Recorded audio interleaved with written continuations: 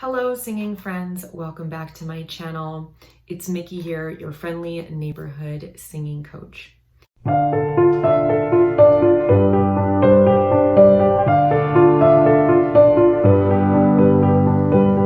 hope that everyone is doing well. It is just a couple of weeks away from the end of 2021, which I know many people have commented on this, but it really does feel crazy to me since the last few years have been so consumed with our dealing with the pandemic, and life has felt so different from what we've been used to that it seems somehow like this time has fallen by the wayside and we've been robbed of it or something, but it definitely doesn't feel like 2022.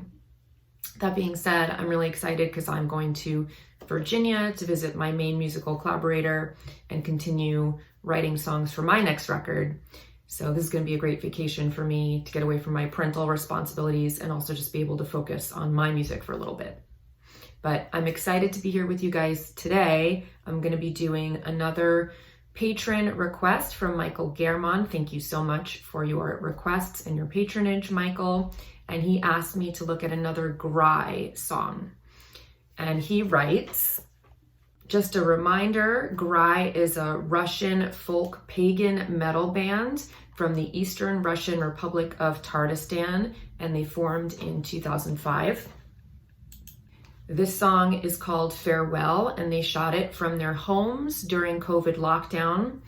And the members, again, of the band are Irina, I'm not sure how to pronounce that, on vocals, Alia on flute, Daniel on 12-string guitar, and Roosevelt on 12-string guitar. So I'm really excited to check this out. I've done one reaction to Grai before, and I was very impressed with my initial introduction to their music. So I'm really excited to hear more of them. I'm gonna jump right in a second. Just a reminder that I'll put a link to the Uninterrupted video in the description box below, as well as the links to my courses and how you can request a specific song or artist reaction from me. All right, so here we go. This is Grai, Farewell. And just as a side, there's all those memes that I think are pretty funny and apt that talk about how heavy metal logos are kind of indecipherable, and just looking at their logo, it's kind of funny because it is very artistic and I really like it. But if I didn't know that the band's name was Grai, I don't know if I would be able to read that. I mean, obviously it's in Cyrillic as well, but even then it's the letters, they're just so intricate, and it almost looks like it's just a design that you would see carved in a tree or something rather than actual letters. But I think it's really beautiful and interesting.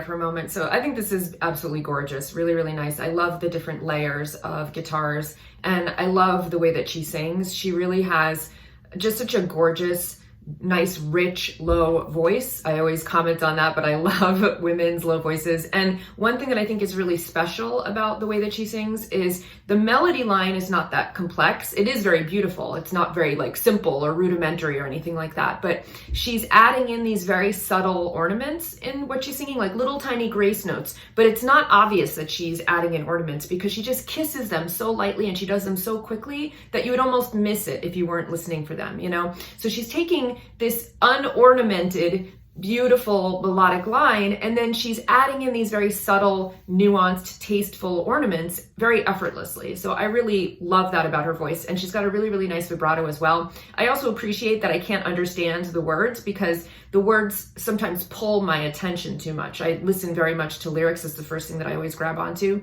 So I like that it's in a different language because it allows me to appreciate the music. Obviously, you know, there is a little bit of like muddiness in the sound, and there's a lot of different things competing with the complexity of the different layers of guitar parts, which I think would be cleaned up if they did it, you know, in a studio and this was on a record. But I think for what it is, doing it out of the home, you have to ride that fine line between it being something that feels very intimate and behind the scenes and raw, and something that feels very polished, like it's in the studio. And they did a really nice job of balancing those two things. There's a lot of complexity. It's done very well. It's a beautiful video.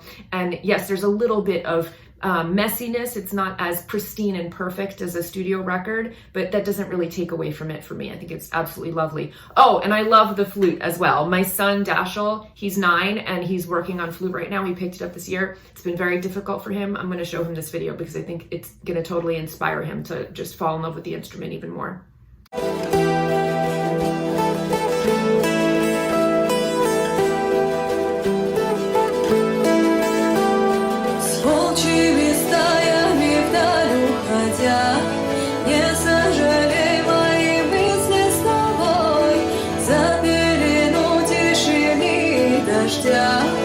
Путь твой не близкий, начертан судьбой.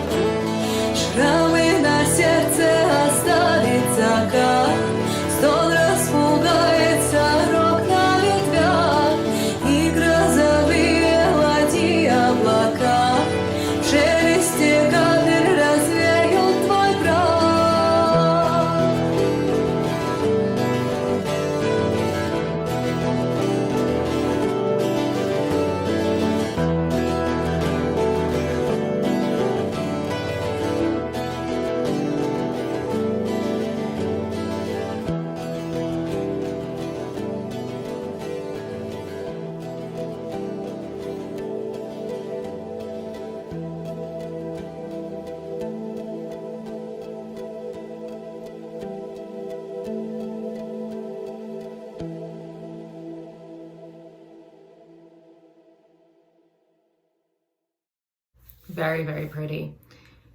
I really like the intensity that Irina sings with. I'm sorry, I have to learn their names. It's very, very rude of me not to know their names by now. Yes, Irina. I really love how intense she is, and you can just see how she's really inside of her own world. You know, she has such intense focus when she's singing, and that's something that really draws me in. You can just see how she's so much in that headspace where she's just really focused on what she's doing. And I like her hand motions that she uses when she's singing. She has a certain like intensity and seriousness to her that really makes me want to listen to what she's saying. I love the harmonics at the end. I thought that was really beautiful. I love how it seems like they're kind of a cottage industry in that they do everything themselves, you know, they even edited and shot this video themselves. And so I really like when bands are kind of a contained unit like this, because you know that nothing is muddying the waters between their vision and like some big record label interpreting their vision for them. You know, when the band really has creative control, you know that you're getting their unrefined vision of what they want things to sound like. I also really like the way Irina uses the break in her voice. She uses that flip consciously, where she's almost like getting like a yodely sound, where she'll go like, ah, and go over her bridge sometimes without kind of smoothing that out. You know, she's consciously utilizing her flip, which, you know, normally we try to smooth out as a technique, but some singers use it to great effect as a stylistic choice. Like if you think about like Dolores Riordan from the Cranberries was very famous for that. And I really like the way Irina is using her break as a stylistic choice in this as well. So I think this is really beautiful. I want to go read what the lyrics are in translation, if that's available. So let's just see. Maybe somebody was nice and translated it in the comments. Proshani, farewell. Grass will turn red from the glare of sunlight. Southern winds fanning the flames so fast. Morning birds soar in their silent flight. My hand squeezes a handful of the past. Sunset will leave lasting scars on the heart. Groan scares away magpies from branches. And thunderous rooks, clouds will start in the rustle of drops to scatter your ashes. With wolf packs going into the distance, my thoughts are with you, don't regret anyway. Behind the veil of rain and silence, your very long journey is written by fate. Time stood still, and it's so empty inside. Goosely will cool the farewell pain. I don't know what goosely is. Don't look back, stepping at midnight. Salt of oblivion, the eyes will retain. Sunset will leave lasting scars on the heart. Groan scares away magpies from branches. And thunderous rooks, clouds will start in the rustle of drops to scatter your ashes. Let's see, how do you translate goosely? An ancient Russian musical instrument, plucked in the style of a zither, sometimes played on the lap and sometimes created with table legs so that the musician can play it seated next to the instrument. I love learning these little cultural specific things. So really beautiful lyrics. I want to thank whoever translated that, because they did a really nice job of trying to make it rhyme in the English translation and maintain its scansion, you know? So it was really actually very beautiful in English as well. Very sad, obviously, very dark. But I always feel like I'm one of those people that was like born with nostalgia, you know? It's like even as things are happening, I already miss them. And so stuff like this really speaks to me. And of course, I love these very poetic lyrics as well. So I think they did a beautiful job of painting a picture with their lyrics, very descriptive. And I thought they translated the emotion of the lyrics very well with the way that they played it and just their whole countenance. You know, I think Irina, just the gravity with which she sings and how much she's within her own self and present, that's really a mark of a great performer. She really draws you in. So I thought it was an absolutely beautiful song. Really, really enjoyed it. Thank you, Michael, for suggesting it. I hope that you enjoyed my reaction, and I'll see you guys here next time. Probably, maybe you'll be seeing this in the new year. We'll see. But regardless, happy 2022.